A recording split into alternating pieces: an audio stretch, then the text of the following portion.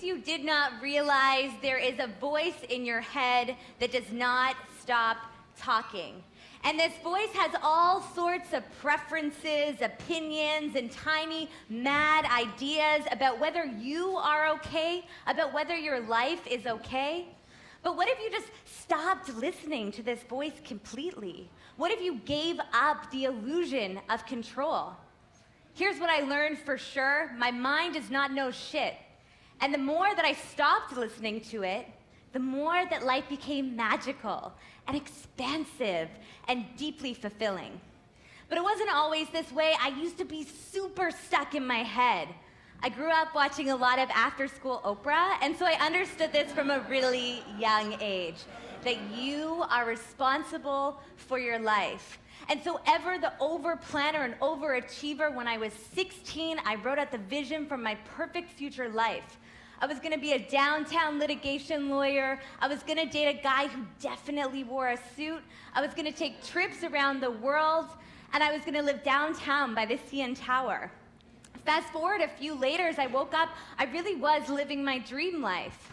But it was soon after realizing the pinnacle of what I thought would be my success that I started to get this deep, nagging feeling within me. Tug, tug, there's something off here. On my long, lonely subway rides home, that same feeling would come over me, tug, tug. There's something off here. The issue was, I had no fucking idea what was off, because to my mind, everything made sense. I actually loved practicing law. My relationship was loving and supportive. The place that I lived in was beautiful. And so because my mind couldn't figure it out, it started to spiral. And so I did what many of us do when our minds start to spiral. And I drank over it, I smoked over it, I flirted over it, I Netflixed over it, I worked over it, I did everything that I could do over it. I allowed myself to get swept up into the spiral of my mind, into its infinite chatter about whether I was okay, my life was okay, its future tripping to things that hadn't happened, ruminating about things that happened in the past. I couldn't find my footing. As a result, I fell further into the darkness, further into the spiral of my own mind, encapsulated by it. And it was in the darkness that the narrative of shame came over. What's wrong with you? Get over it. Why can't you figure this out? Who are you not to be enjoying the life that you have? Other people would kill for your life. You are so privileged. So I continued to run for a really long time, nobody knowing how I was feeling, maintaining a shiny exterior, until February 1st, 2014, I received a smackdown. I woke up in my bed and I was hung over as all hell, and it was dark and disgusting, as it often is in Toronto in the middle of February. And it was in that moment that I heard this soft, sweet, gentle voice of my heart come through. And it said, enough. It's time for you to stop running. So I hauled my drunk ass into a yoga class, and it was there that I finally got still enough to feel and quiet enough to listen.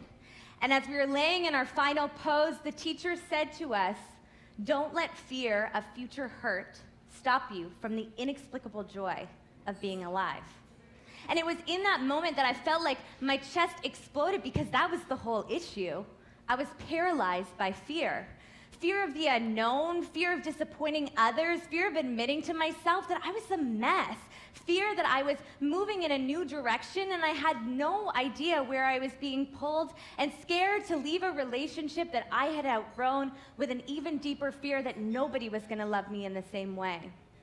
But it was also in that moment, with my chest rising and falling, my heart beating, that I felt this electricity come over my body, and there it was.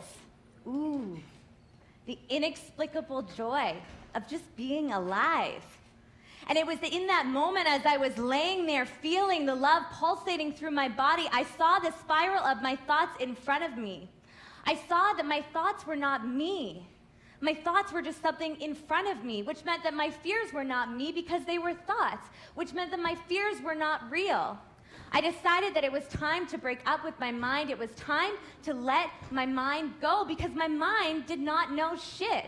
In fact, my mind had led me to 2 years of straight spiraling years before, of overanalyzing, overstimulating myself, overthinking things, overscheduling myself, just to take me away from the present moment, whereas all the pleasure and all of the love and all of the joy was living. I decided in that moment when I broke up with the mind that I would choose to live in a way that felt expansive and magical and deeply fulfilling. By stepping away from the mind, the spiral started to dissipate until no longer it was there. And all that I had to do was just stop, to open my eyes to the beauty and the magnificence that was in front of me, had I just not been aware of it, because the spiral of my own mind had been blinding me. Thank you.